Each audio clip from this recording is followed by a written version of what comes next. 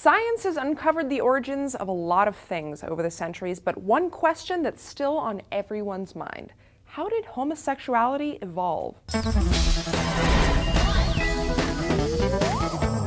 Hey guys, Tara here for D News, and over the past 2 years of doing this show, we have covered a lot of scientific breakthroughs. Finding water on Mars, birth control for men, the relative usefulness of bras, but now science may have solved one of its greatest mysteries yet.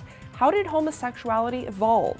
Well, according to new research published in the journal Archives of Sexual Behavior, it may have evolved in order to promote social bonding amongst humans. This is the first study of its kind to find discrete evidence that our need to bond with others actually increases our openness to engaging in homosexual behavior. For their study, a team of researchers from the University of Portsmouth looked at the relationship between sexual attitudes and the hormone progesterone. What they discovered is that the more progesterone there is in a heterosexual woman's saliva, the more open she is to the idea of engaging in homosexual behavior. Likewise, heterosexual men who are subtly reminded about the importance of having male comrades reported feeling more open towards engaging in homosexual behavior, and that was particularly true for men with higher levels of progesterone. But what is it about this hormone that relates to all of this?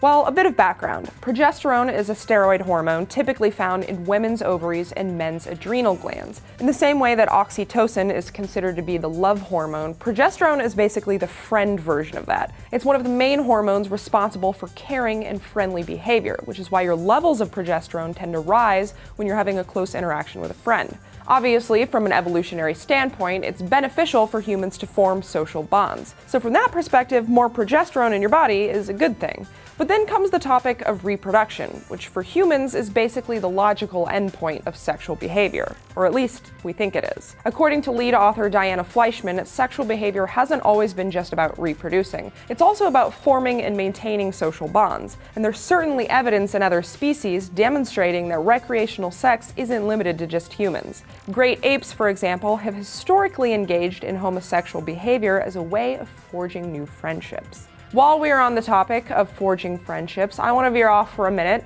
and let you guys know that today will officially be my last day on D News.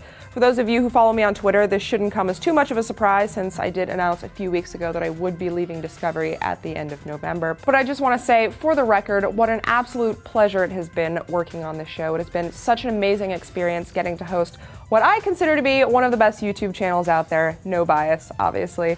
Not to mention being able to work alongside such an amazingly talented team, both on screen and behind the scenes, has been very inspiring. I especially want to thank you guys, our viewers, for welcoming me onto the show and into your homes. You guys have been so wonderful to me these past 8 months, and I will forever cherish my time with D News. Of course, if you would like to keep up with me outside of the show, I encourage you to follow me on Twitter at twitter.com/TaraLongest. As always, if you guys have any questions, comments, fun memories, embarrassing moments of me you'd like to reminisce about, please leave them in the comments below. Otherwise, thanks for watching. Hey guys, damn it, I knew that was gonna happen. A hormone that's been shown to, Not only that, but they are protected against pneumococcal pneumonia. Yeah!